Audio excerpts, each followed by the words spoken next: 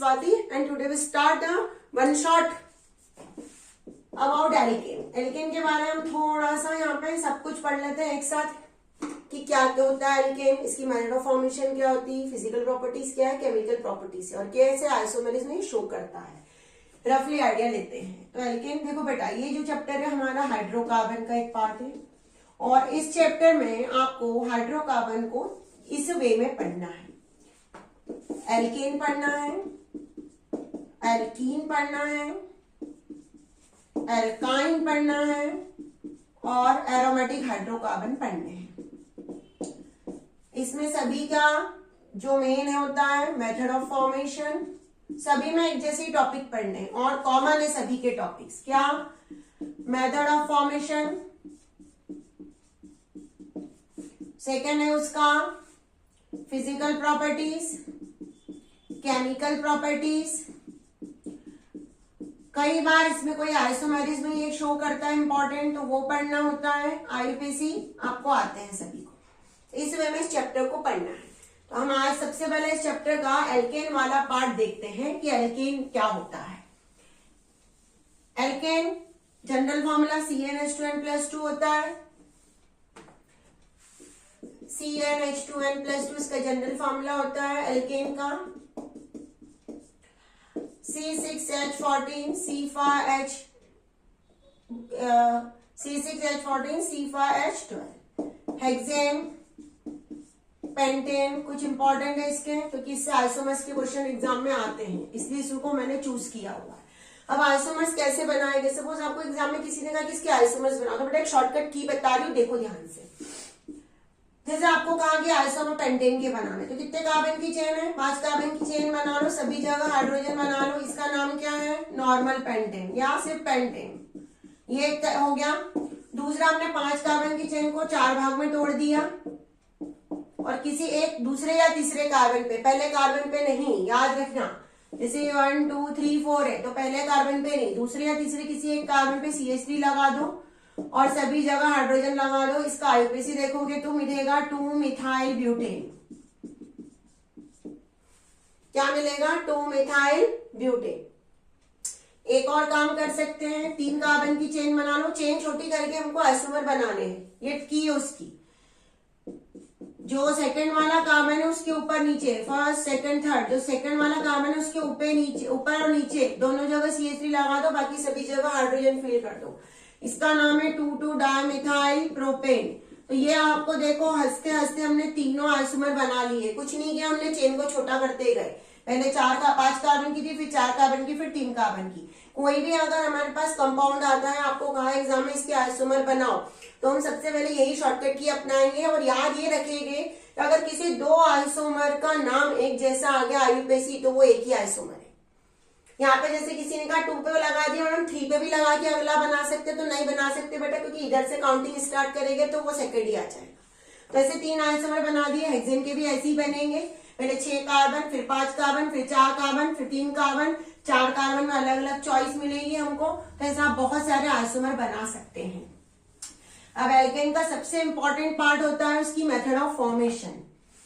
सबसे इंपॉर्टेंट है इसका मेथड ऑफ फॉर्मेशन, क्योंकि मेथड ऑफ फॉर्मेशन में कुछ नेम इस रिएक्शन है, जो नेम रिएक्शन एग्जाम में डायरेक्टली बाय नेम हमको पूछी जाती है। पहली है इसकी from unsaturated hydrocarbon. Unsaturated hydrocarbon से इसको बनाया जाता है। जैसे हमारे पास डबल बॉन्ड वाला CH2 double bond CH2 ethene है। इस इथीन की हमने हाइड्रोजन से रिएक्शन करवाई, निकेल और प्लेटिनम की प्रेजेंस में ही होती है। Hydrogenation always occur in the presence of any reagent like nickel, platinum, palladium, क्योंकि ये हाइड्रोजनेशन करवाया जाता है। ये जब किसी कंपाउंड में हाइड्रोजन को ऐड किया जाता है तो उस रिएक्शन को कहते हैं हाइड्रोजनेशन। ये आपको हमेशा याद रखना है। ये बन गया CH3 सिंगल बॉन्ड CH3, इसका नाम क्या हुआ? इथेन। तो हमने क्या यूज किया? इथीन से हमने इथेन बना लिया।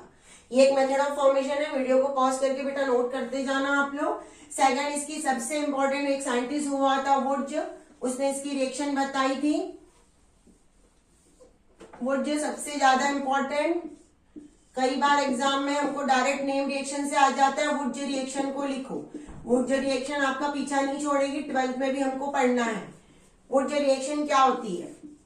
CH3Cl plus 2Na plus Cl CH3 लिखने का तरीका देखना है, ड्राई ईथर। अब ध्यान दो इधर, CH3Cl क्या है, मिथाइल क्लोराइड। इथाइल क्लोराइड भी ले सकते हो, कोई भी हम ले सकते हैं।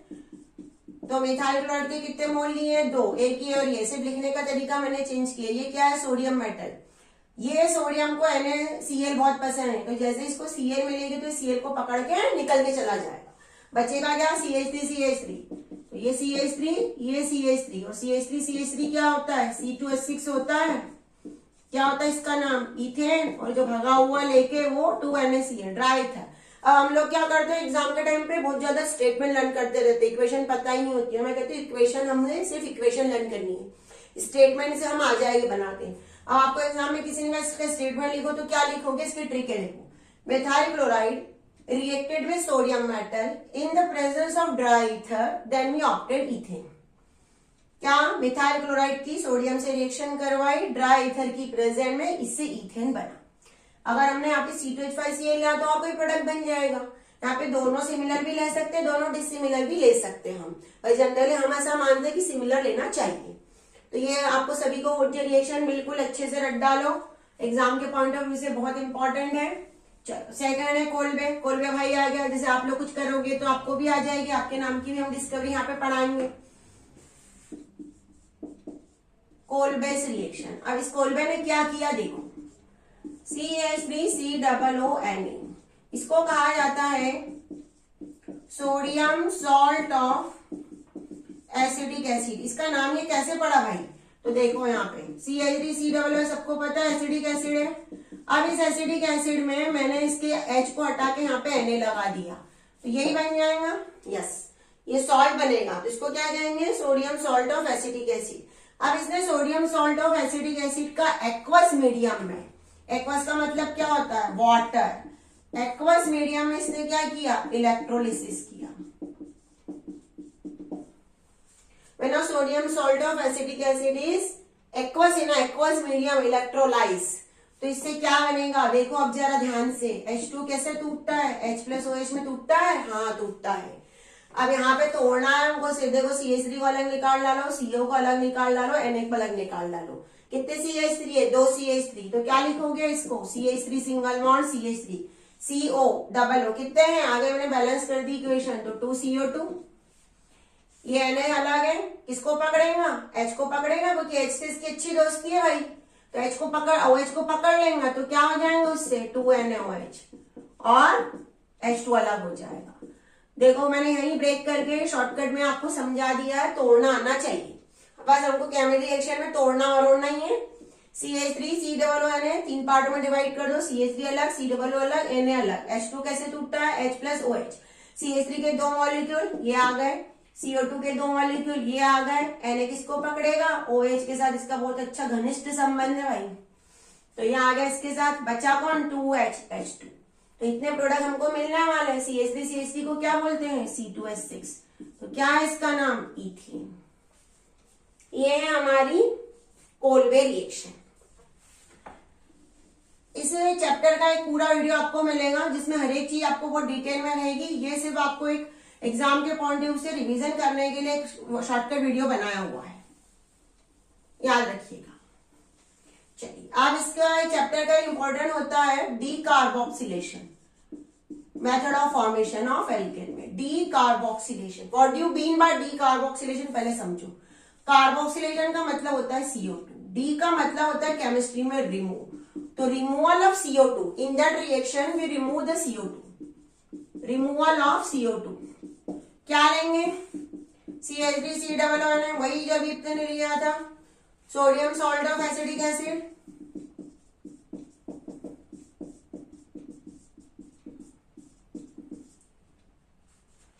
अब यहाँ पे हम इसको गर्म करेंगे NaOH और CO। ये ऐसा नहीं होता, ये मिक्सचर होता है NaOH प्लस CaO 3:1, इसको बोला जाता है सोडा लाइम। इस मिक्सचर के साथ हम sodium salt of acidic acid को हीट करेंगे। जब हीट हम करेंगे यहाँ पे, तो ये जो H है, ये H सिर्फ अकेला होगा और यहाँ का CH3 अकेला बचेगा, तो ये H किसको पकड़ लेगा, CH3 को पकड़ लेगा। क्या बन जाएगा CH4 और बचेगा Na2CO3, ये बना मीथेन। ये कहलाती है डीकार्बोक्सिलेशन रिएक्शन।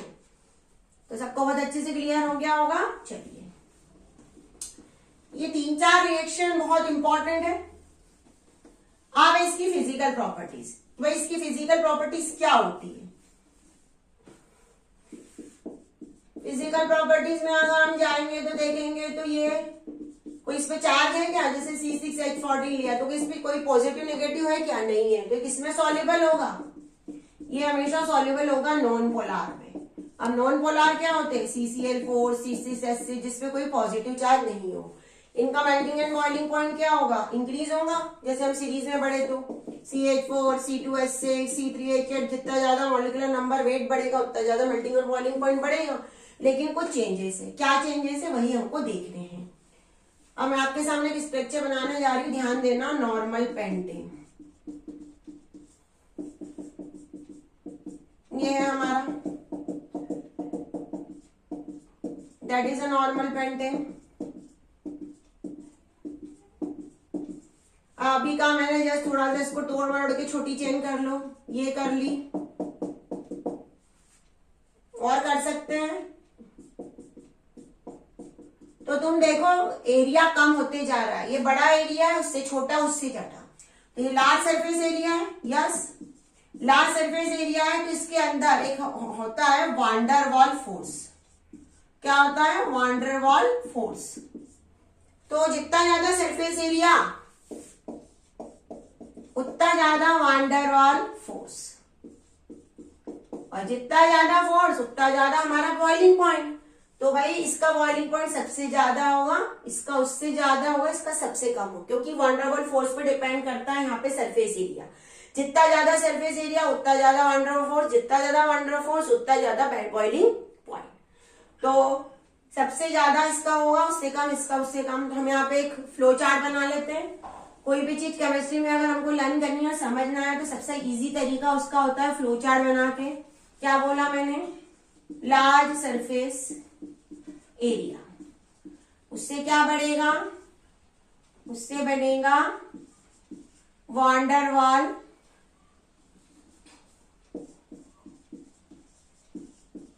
फोर्स, और जितना ज्यादा वान डेर वाल फोर्स होगा बॉइलिंग पॉइंट उतना ज्यादा। ये हमारा फ्लो चार्ट है। वीडियो को पॉज करके बेटा हर एक नोट्स अपने खुद की बनाइए तो ज्यादा अच्छा रहेगा। अब इसके बाद है मेल्टिंग पॉइंट। जनरली आप मानते हैं कि मेल्टिंग पॉइंट ऊपर से नीचे अगर हम सीरीज में आए तो ज्यादा होना चाहिए, पर थोड़ा सा कुछ बच्चे जैसे क्लास में एक्सेप्शनल होते हैं, वैसे यहाँ पे भी कुछ बच्चे एक्सेप्शनल नहीं है, अनएक्सेप्शनल है। वो देखते क्या होते हैं, एक्सेप्शनल है कि अनएक्सेप्शनल है, दोनों कंसेप्ट है हमारे पास। ध्यान दो।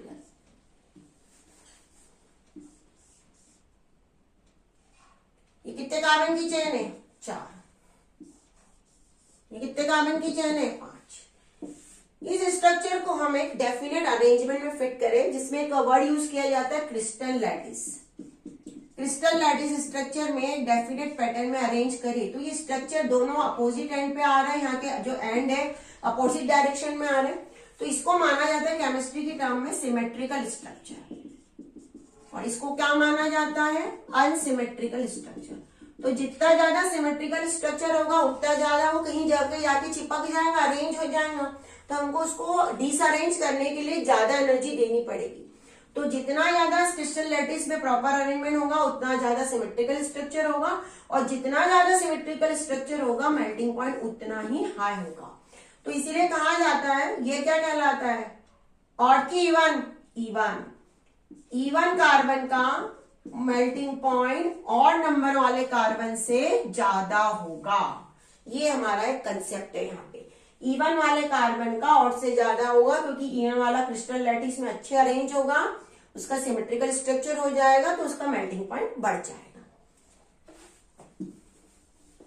चलिए आप इसकी कुछ केमिकल रिएक्शंस में जनरली इसके पास कोई डबल बॉन्ड तो है नहीं, तो जब डबल बॉन्ड नहीं है तो कोई एडिशन रिएक्शन तो देने से रहा हमको। तो ये हमको जनरली देता है सब्स्टिट्यूशन रिएक्शंस। क्या देता है? Substitution reactions. इसकी कुछ सब्स्टिट्यूशन रिएक्शन कैसी होगी? देखो, सब्स्टिट्यूशन को क्या कहते हैं? स्कूल में अगर आप पढ़ते हो तो एक टीचर की जगह दूसरा टीचर आ जाता है, रिप्लेसमेंट हो जाता है, तो उसको कहते हैं सब्स्टिट्यूशन। एक एटम की जगह दूसरा आ जाए तो उसको हम कहेंगे सब्स्टिट्यूशन। जैसे CH4 का करवाया हमने सनलाइट की प्रेजेंस में Cl2 से रिएक्शन, तो क्या होगा CH3Cl प्लस HCl, एक Cl यहाँ पे चला गया, एक H निकल गया, एक H Cl को पकड़ के निकल गया। फिर दूसरी बार करवाया हमने वापस, तो क्या बनेगा, एक और निकल जाएगा। फिर तीसरी बार, क्योंकि हमारे पास कितने हाइड्रोजन है, 4 है, तो 4 बार रिएक्शन करवानी पड़ेगी हमको।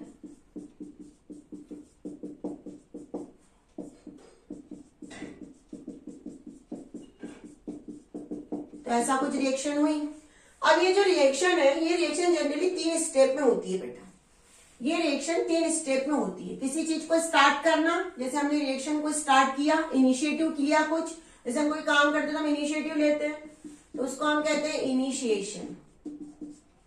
क्या कहते हैं? इनिशिएशन। स्टार्ट होना रिएक्शन का, जैसे Cl2 है हमारा, Cl2 ऐसा बना होगा, सनलाइट की प्रेजेंस में ये क्या करेगा, सनलाइट की प्रेजेंस में ये टूटेगा, फ्री रेडिकल बनेंगे, इसके दोनों होमोलाइटिक फिशन होगा, यहाँ पे ये बना, दोनों अपने अपने इलेक्ट्रॉन लेके वही निकल गए।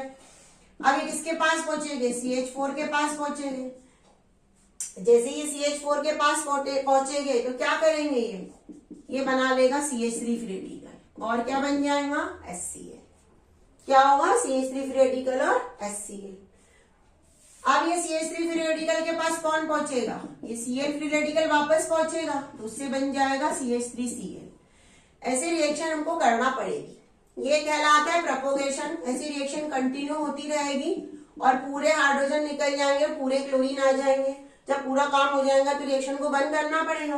तो जो रिएक्शन को बंद करने का पार्ट होता है उसको कहते हैं टर्मिनेशन। जैसे हमारी ट्रेन कहीं टर्मिनेट होती है ना, वैसे इसको हमको टर्मिनेट करवाना पड़ेगा, एंड करवाना पड़ेगा। तो थर्ड पार्ट इसका कहलाता है टर्मिनेशन। जो CH3 रेडिकल बनके रेडी हुआ था वो आपस में मिलके C2H6 बना देंगे। जो Cl रेडिकल थे दोनों, वो भी आपस में मिलके बना सकते Cl2, ये दोनों बन गए, मतलब रिएक्शन एंड हो गई। तो ये टर्मिनेशन कहलाता है, सब्स्टिट्यूशन रिएक्शन। उसके बाद कंबशन वर्ड शायद आप लोगों ने सुना होगा, 10 में भी हमने पढ़ा है। What do you mean bye combustion? Combustion का मतलब होता है बर्निंग। ऑक्सीजन की प्रेजेंस में जब किसी हाइड्रोकार्बन की बर्निंग होती है, in the presence of oxygen, whenever any hydrocarbon is burns, at that time carbon dioxide and water is produced with heat and light. जैसे CH4 है, इसकी O2 से रिएक्शन करवाई तो CO2 बनता है, 2H2 बनता है, प्लस हीट बनती है, प्लस लाइट निकलती है, ऑक्सीजन की प्रेजेंस में हुआ, ये कहलाता है कंबशन। अब ये जो है थोड़ा सा हमको बहुत बड़ी बड़ी रिएक्शन आ सकती है इसमें, तो इसका एक फॉर्मूला लिख लेते हैं।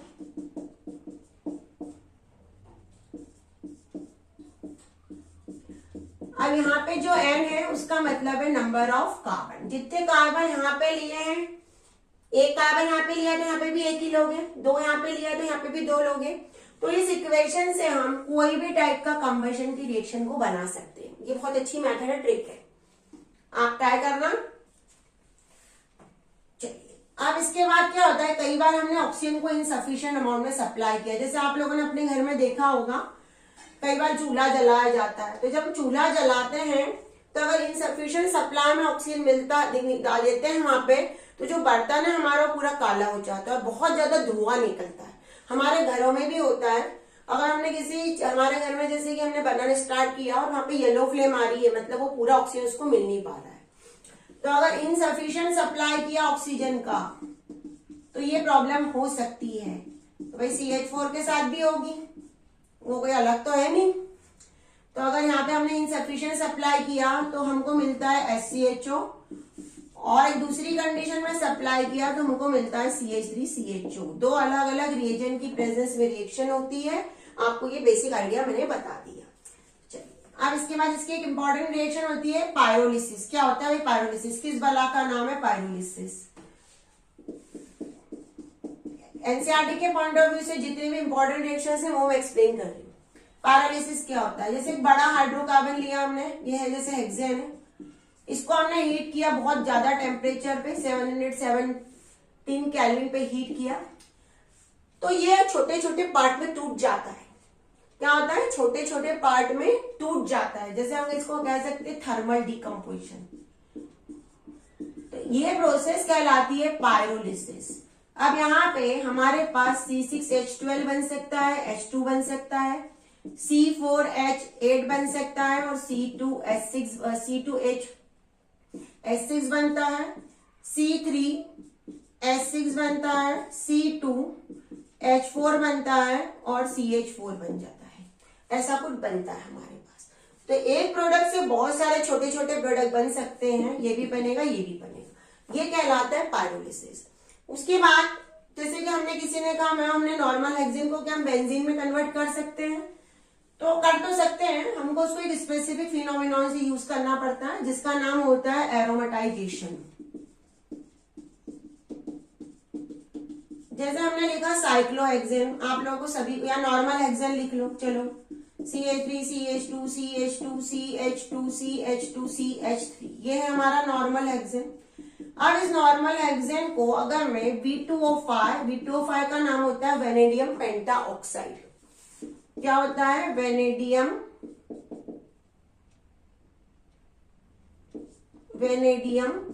पेंटाऑक्साइड। इसकी प्रेजेंस में मैं हीट करूं, गर्म करूं, तो ये बेंजीन में कन्वर्ट हो जाता है। ये कहलाता है एरोमेटाइजेशन, यानी एलिफेटिक हाइड्रोकार्बन को हमने किस में कन्वर्ट कर दिया, हमने उसको कन्वर्ट कर दिया एरोमेटिक हाइड्रोकार्बन। इस चैप्टर के बारे में, एल्केन के बारे में रफली चीजें मैं आपको बता रही हूं यहाँ पे। अब जैसे हमने अभी कहा कि हमने आइसोमर बनाए, ये जो आइसोमर बना दिए कैसे थे, चेन की साइज को छोटी बड़ी करके बनाए। अब यहाँ पे एक स्पेशल टाइप का आइसोमेरिज्म शो करता है, कन्फर्मेशन आइसोमेरिज्म, जो कि एल्केन ही शो करता है। कौन शो करेगा, सिर्फ और सिर्फ एल्केन ही शो करेगा। क्या होता है कन्फर्मेशन आइसोमेरिज्म, जैसे दो कार्बन की चेन है हमारे पास, हमने एक कार्बन को फिक्स कर लिया, क्या किया, इस कार्बन को फिक्स कर लिया और इस कार्बन को स्पेस में रोटेट करवाया, ऐसा रोटेट करवाया, तो हमको बहुत सारे इनफाइनाइट नंबर में आइसोमर मिलेंगे और ये पूरी फिनोमिनॉन कहलाएगी कन्फर्मेशन। क्या कहलाएगी, कन्फर्मेशन। और आइसोमेरिज्म, जो आइसोमर मिलेंगे उसको कहलाएंगे आइसोमेरिज्म। तो ये होता है conformation. When we fix one carbon in a space and rotate the second carbon around it, then we obtain an infinite number of arrangement. That arrangement is known as isomers and the phenomenon is known as isomerism.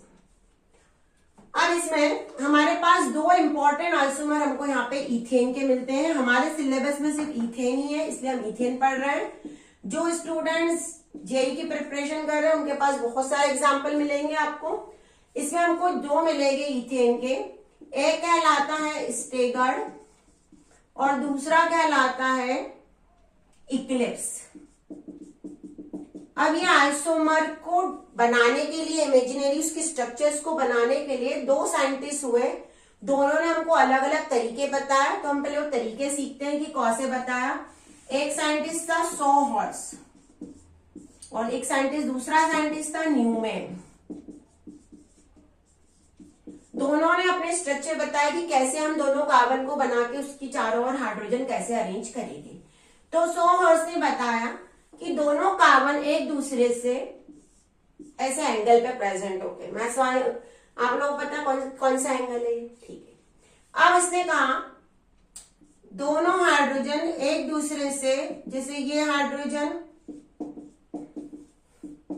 इस hydrogen से maximum distance पर है, ये hydrogen इससे maximum distance पर है और ये हाइड्रोजन एक दूसरे से मैक्सिमम स्टेट पर है। तो जब ऐसा स्ट्रक्चर कहलाता है तो ये कहलाता है स्टेगर्ड। अब यहाँ पे जब डिस्टेंस मैक्सिमम होती है, पहले ये समझ लो, अरेंजमेंट समझ लो। और दूसरा उसने बताया कि दोनों हाइड्रोजन एक दूसरे के बिल्कुल पास पास रहेंगे, दोनों हाइड्रोजन एक दूसरे के बिल्कुल पास पास रहेंगे, ये कहलाता है इक्लिप्स। अब क्या होता है इक्लिप्स और क्या होता है स्टेगर्ड? इक्लिप्स का मतलब होता है ग्रहण, चंद्र ग्रहण, सूर्य ग्रहण, आपने नाम सुना होगा। ग्रहण का मतलब ये होता है कि एक कार्बन को दूसरे कार्बन ने कवर कर लिया। जैसे मेरे ये एक कार्बन है और एक कार्बन है, हमको सिर्फ आगे का कार्बन दिखेगा, पीछे का नहीं दिखेगा। इसके 3 हाइड्रोजन, इसके 3 हाइड्रोजन, तो ये इसके जो 3 हाइड्रोजन है पीछे वाले के 3 हाइड्रोजन को क्या कर देंगे, कवर कर देंगे। तो हमको आगे से सिर्फ एक ही कार्बन दिखेगा और 3 ही हाइड्रोजन दिखेंगे। ऐसा अरेंजमेंट कहलाता है हमेशा इक्लिप्स। इक्लिप्स में जो रिपल्शन होता है वो मिनिमम होता है। क्यों? क्योंकि एक दूसरे के पास पास है ये, इसलिए। और इक्लिप्स की एनर्जी सबसे ज्यादा होती है। मैं कुछ पॉइंट्स आपको इक्लिप्स के बारे में लिख दूंगी, पहले आप समझ लीजिए इसमें। और इसमें मैक्सिमम डिस्टेंस पे हो गई है हाइड्रोजन एक दूसरे से मैक्सिमम डिस्टेंस पे हो गए यहाँ पे। दूसरा जो साइंटिस्ट था उसने एक अलग अरेंजमेंट बताया। उसने क्या बताया, देख लीजिए। उसने कहा कि एक कार्बन दूसरे कार्बन को कवर कर रहा है इस वे में। ये डॉट वाला कार्बन है आगे और उसके पीछे एक कार्बन है, सो सर्कल में बना। ये डॉट वाले कार्बन के 3 हाइड्रोजन ऐसे हैं और जो सर्कल वाले हैं उसके 3 हाइड्रोजन ऐसे बनाए हैं मैंने। अब यहाँ पे हाइड्रोजन एक दूसरे से क्या है, मैक्सिमम डिस्टेंस पर है। जब मैक्सिमम डिस्टेंस पे होगा तो क्या होगा, मिनिमम रिपल्शन होगा। और यहाँ पे एनर्जी क्या होगी, लिस्ट। और अगर एनर्जी लिस्ट है तो मैक्सिमम स्टेबिलिटी। ये किसके बारे में है, ये भी है स्टेगर्ड के बारे में। स्टेगर्ड में हाइड्रोजन एक दूसरे से अच्छे खासे डिस्टेंस में होंगे, रिपल्शन बिल्कुल मिनिमम होगा, इसलिए एनर्जी बिल्कुल कम होगी और मैक्सिमम स्टेबिलिटी होगी। ये किसने बताया था, ये साइंटिस्ट हुआ था न्यूमैन। उसने ये बताया स्टेगर्ड के बारे में। फिर उसने इक्लिप्स के बारे में क्या बताया,